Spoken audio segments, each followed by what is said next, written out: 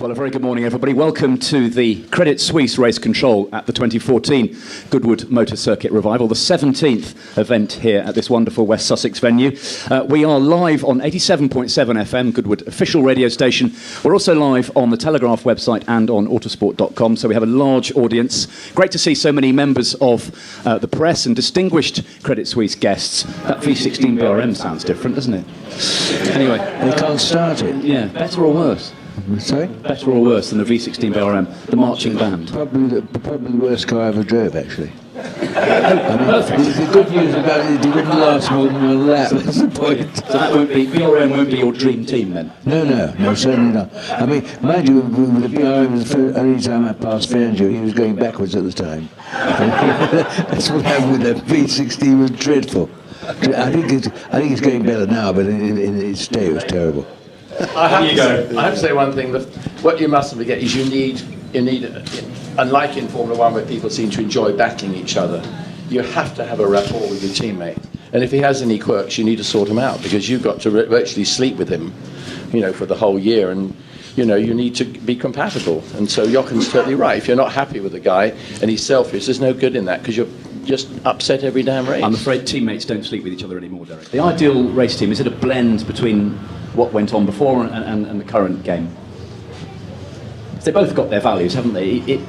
Some things were great years ago, others are better now. Yeah, but I think we all see our era as being the funny era. If we have a good one, depends on the car, on the team, so many things. And I think that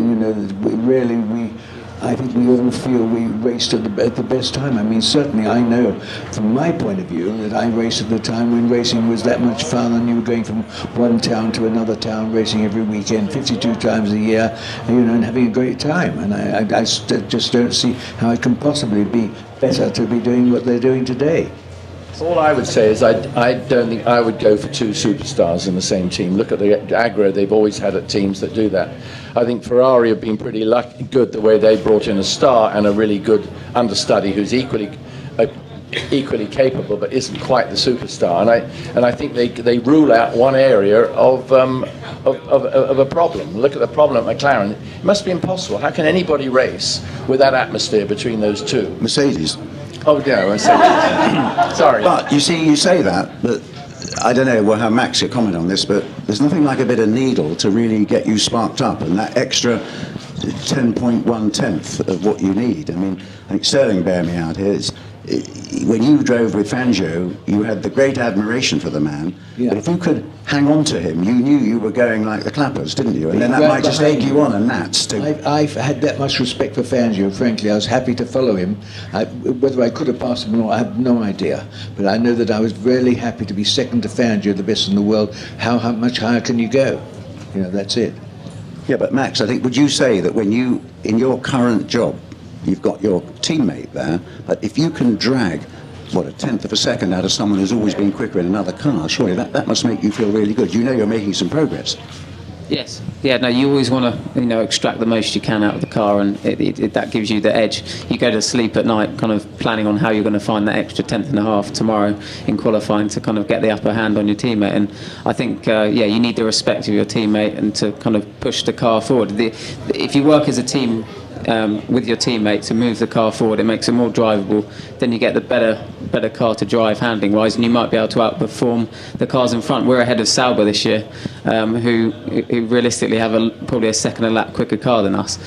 So I think that's, Jules did an amazing job getting those points, but it was us pushing the team and developing the car with what we've got, because we're both young and willing to kind of push the boundaries to succeed. May I just say one thing? The one person you've got to beat is your teammate. That's the most important man out there. Let's face it. Don't care who it is or where it was. If you can beat him, you can be judged by that. And it's very important psychologically to a driver. Tell me more about it. I take Tony Brooks first, I think. Okay. Your ideal racing team? Well, it has to be out of my era because obviously I don't know just how good the guys are today and before, but I would say certainly Tony Brooks would be my person. And which team? Teams were pretty tatty actually in my era, But certainly I would say Mercedes, Yes. certainly. That, relatively, that was probably quite untatty, wasn't it, Mercedes? Yeah. Okay, and in which series? Because, of course, you... Formula One. Formula One, okay. I mean, Formula One, I enjoy sports cars more, because I think that, frankly, I'm a bit higher up the ladder on a sports car than I was in Formula One. And so, therefore, I like it very much. But I have to say that Formula One is the pinnacle. You were at the top of every ladder, trust me. Exactly. Jochen, ideal teammate? Derek? No. That's no. sweet. I mean, the teammate, look, so all the teammates I had, I drove 11 years with Jackie X, and he was the ideal teammate for me at the time, because there was never any misgivings about anything. We always agreed on the same setup. We won enough races. It was good. And he was a very competitive spirit, but yet, you know, he was also said, Jochen, you do what you want, and vice versa. So it was nice. But talking about it, the same thing again. To me, ideal situations are when you have, you know, the two very competitive Mercedes drivers in the moment, Hamilton and Rosberg. It's great. It's wonderful for a team if they can handle it, and they can.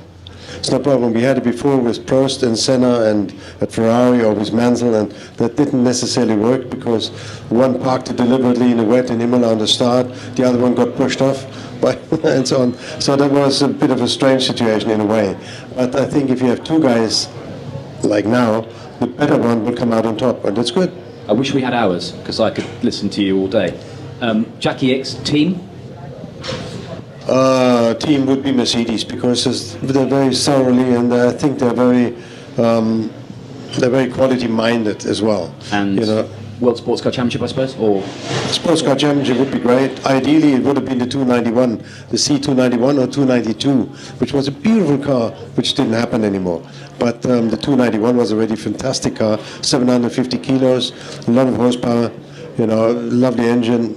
Engine would have changed later because it was a 12, a flat one, and so on. But great cars. Okay, Max. Of all the people you could go up against, who would it be? In what and in what championship? It's hard. I think it has to be Formula One because I'm so used to being in single seaters. But I would love to kind of learn from the past greats, so Sir Stirling, you know, Jackie Stewart, those guys, because they have that other dimension that I think us modern day drivers have never experienced. So that would be quite cool to kind of, I don't know, go back in time and experience what they went through.